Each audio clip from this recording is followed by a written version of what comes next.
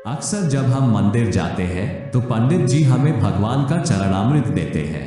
क्या कभी हमने ये जानने की कोशिश की कि चरणामृत का क्या महत्व है? शास्त्रों में कहा गया है, अकाल मृत्युहरण सर्वव्याधि विनाशनम विष्णु पादोदकम पीत्वा पुनर्जन्म न विद्यते। अर्थात भगवान विष्णु के चरण का अमृत रूपी जल समस्त पाप व्याधियों का शमन करने वाला है तथा औषधि के समान है। जो चरणामृत पीता है उसका पुनः जन्म नहीं होता। जल तब तक जल ही रहता है जब तक भगवान के चरणों से नहीं लगता। जैसे ही भगवान के चरणों से लगा तो अमृत रूप हो गया और चरणामृत बन जाता है। जब भगवान का वामन अवतार हुआ और वे राजा बलि की यज्ञशाला में दान लेने गए, तब उन्होंने 3 पग में 3 लोक नाप लिए। जब उन्होंने पहले पग में नीचे के लोक नाप लिए और दूसरे में ऊपर के लोक नापने लगे, तो जैसे ही ब्रह्मलोक में उनका चरण गया तो ब्रह्मा जी ने अपने कमंडलू में से जल लेकर भगवान के चरण धोए और फिर चरणामृत को वापस अपने कमंडल में रख लिया।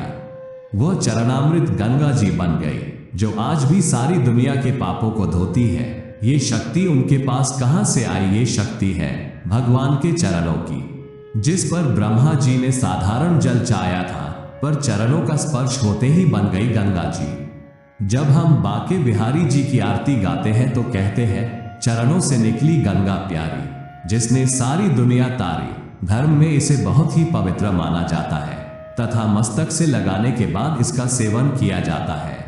चरणामृत का सेवन अमृत के समान माना गया है। कहते हैं, भगवान श्री राम के चरण धोकर उसे चरणामृत के रूप में स्वीकार कर केवट न केवल स्वयं भव बाधा से पार हो गया, बल्कि उसने अपने पूर्वजों को भी तार दिया। चरणामृत का जल हमेशा तांबे के पात्र में रखा जाता है। आयुर्वेदिक मतानुसार तांबे के पात्र में अनेक रोगों को नष्ट करने की शक्ति होती है, जो उसमें रखे जल में आ जाती है। उस जल का सेवन करने से शरीर में रोगों से लड़ने की क्षमता पैदा हो जाती है तथा रोग नहीं होते। इसमें तुलसी के पत्ते डालने की परंपरा भी है, जिससे इस जल की रोगनाशक क्षमता और भी बढ़ जाती है। तुलसी के पत्ते पर जल इतने परिमाण में होना चाहिए कि सरसों का दाना उसमें डूब जाए। ऐसा माना जाता है कि तुलसी चरणामृत लेने से मेधा, बुद्धि, स्मरण शक्ति को बढ़ाता है। इसीलिए यह मान्यता है कि भगवान का चरणामृत औषधि के समान है। यदि उसमें तुलसी पत्र भी मिला दिया जाए तो उसके औषधीय गुणों में और भी वृद्धि हो जाती है। कहते हैं, सीधे हाथ में तुलसी चरणामृत ग्रहण करने से हर शुभ काम या अच्छे काम का जल्द परिणाम मिलता है। इसीलिए चरणामृत हमेशा सीधे हाथ से लेना चाहिए।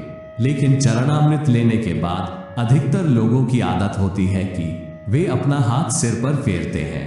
चरणामृत लेने के बाद सिर पर हाथ रखना सही है या नहीं, ये बहुत कम लोग जानते हैं। दरअसल शास्त्रों के अनुसार चरणामृत लेकर सिर पर हाथ रखना अच्छा नहीं माना जाता है। कहते हैं, इससे विचारों में सकारात्मकता नहीं बल्कि नकारात्मकता बढ़ती है। इसीलिए चरणामृत लेकर कभी भी सिर पर हाथ नहीं फेरना चाहिए। अगर आपको हमारा यह वीडियो पसंद आया हो तो इस वीडियो को लाइक और शेयर करें और ऐसे ही धार्मिक वीडियो के लिए हमारी चैनल को जरूर सब्सक्राइब करें। धन्यवाद।